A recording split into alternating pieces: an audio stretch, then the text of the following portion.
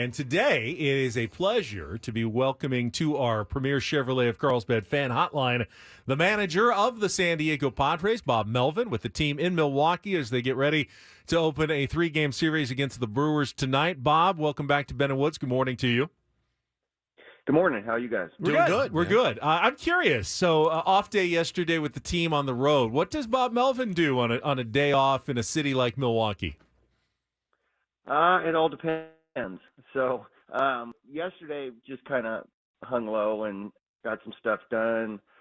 Had a little dinner and so forth, but didn't really do a lot. I do like Milwaukee, though. I spent a little time here. I have some family members that are from here, and I was my first year coaching as a bench coach was here, so I do enjoy Milwaukee. But we got business at hand here starting today, so a little more important than doing a little sightseeing yesterday.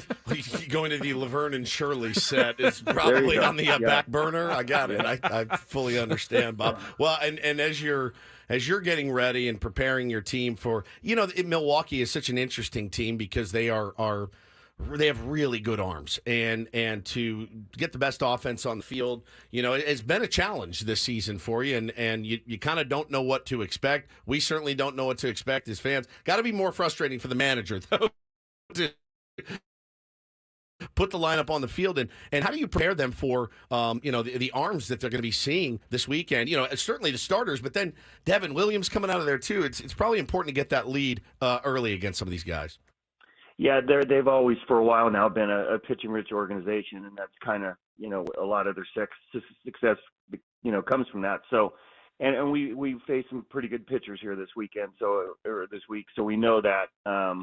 Offensively, we have the ability to do well against anybody. So, that's what we keep, trying to understand and get on a run. And some, here recently, it's been some of the good teams that we played our best baseball against. So, it's going to be a challenge, and we know we're up against it. I was looking at the schedule. There's 34 games left. You break it down, you can kind of see some pockets and what we need to do. So there's a lot of clarity right now, but, first 3 games against these guys are going to be tough. We're going to have to be able to score some runs. We're going to have to play good defensively and pitch well. And you had talked earlier in the season about every single pitch, never taking a pitch off. When you run up against, some of the, I don't want to say lesser thans, they're all big league players, and yeah, they may have a high ERA or they may be scuffling as of late. What do you point the finger at when you say, when you run up against a Luzardo, by the way, who had been scuffling his last 3 starts, the kid from Arizona, Brandon Pfaadt or whatever, who seems to have the guy's number. Is it an effort thing in your opinion, or are you seeing them grind out ABs like you want them to?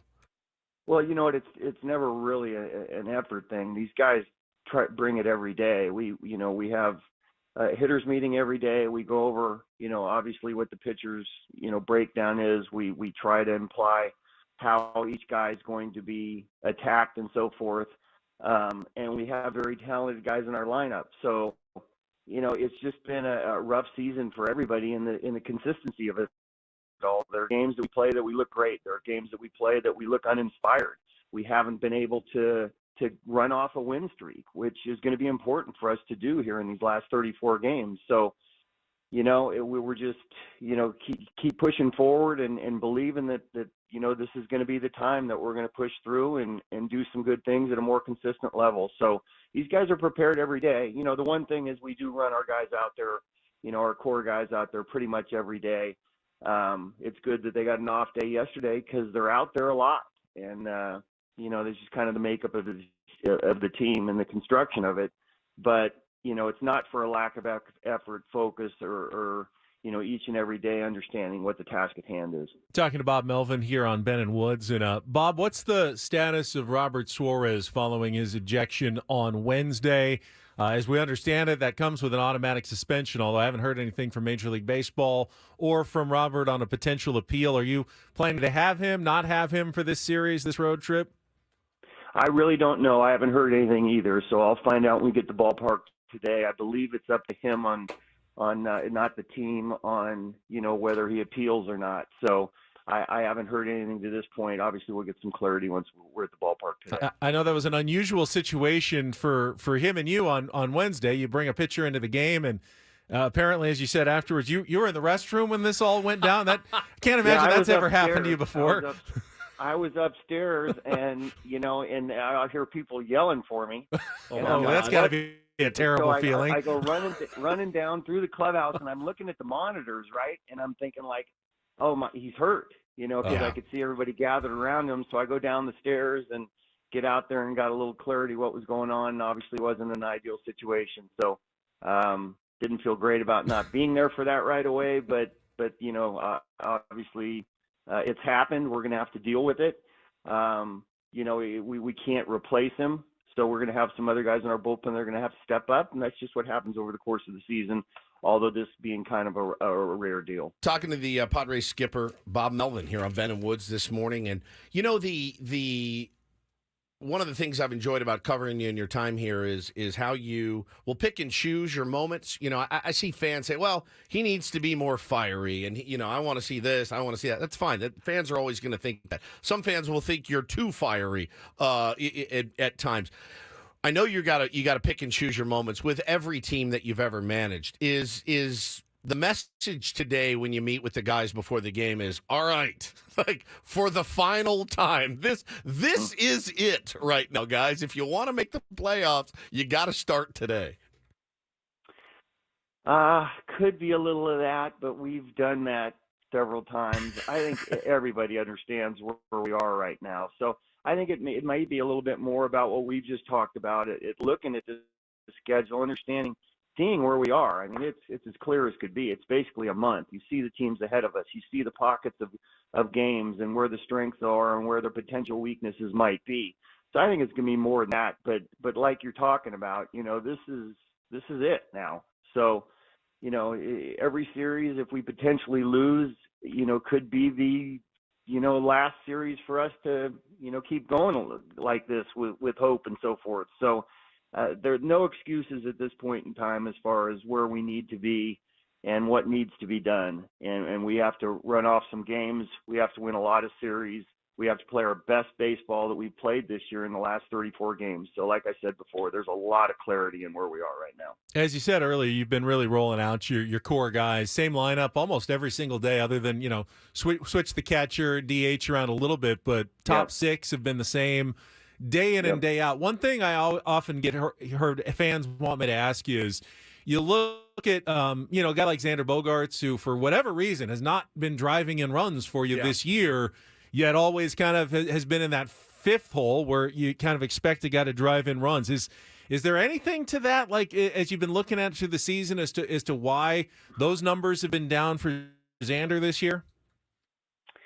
Well, I think the wrist had something to do with it. We're seeing him drive the ball now. He started to hit some homers, hit one the other day too. That was actually on a hit and run. He hits the ball out of the ballpark. So, he's a lot healthier. And when you see him pull the ball with some authority, you know that he's fully healthy.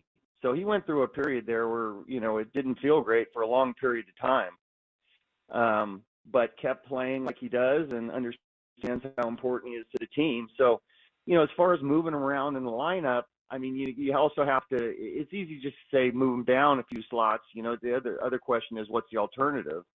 So, with him 5, Crony 6, we have the catcher spot in the 7 spot. Grisham's 9, so it's the 8 hole that really has been the position that right now Cooper's kind of taken that spot, whether it's DH or first base. So it's kind of the same group here right now that are going to get us to where we need to go. And that has a lot to do with Xander Bogaerts. So he's going to continue to be in that spot. He's swinging the bat a lot better right now with more authority, and hopefully his best work is yet to come.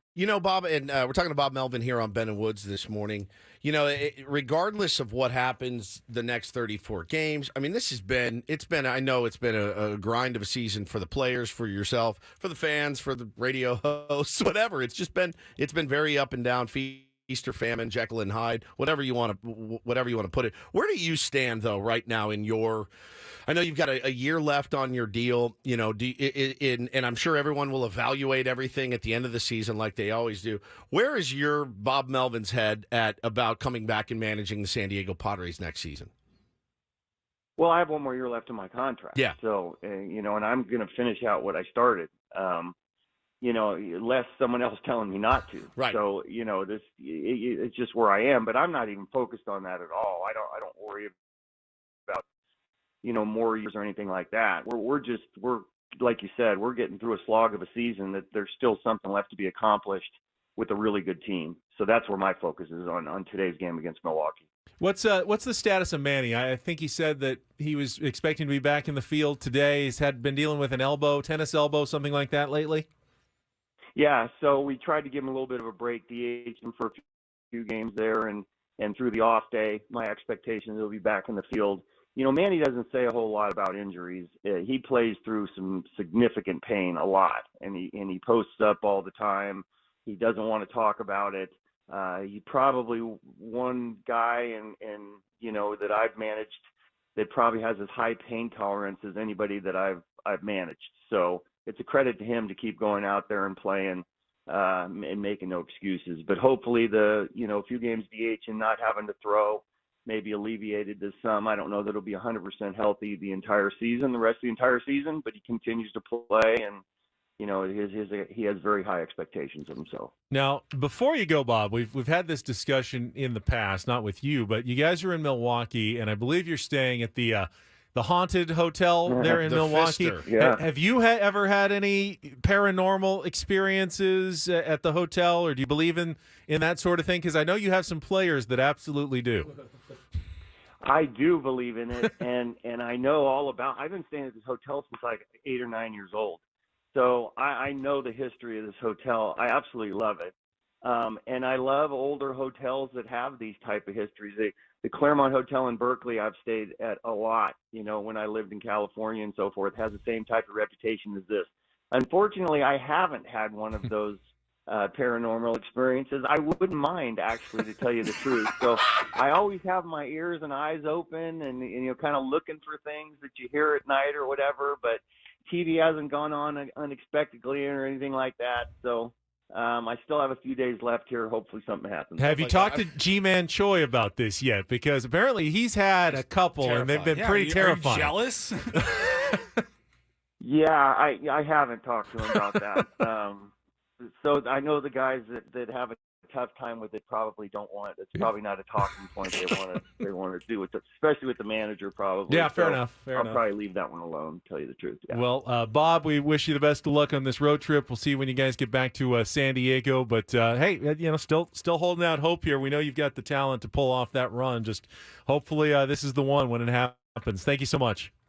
You got it. All right, there he is, Bob Melvin, manager of the San Diego Padres.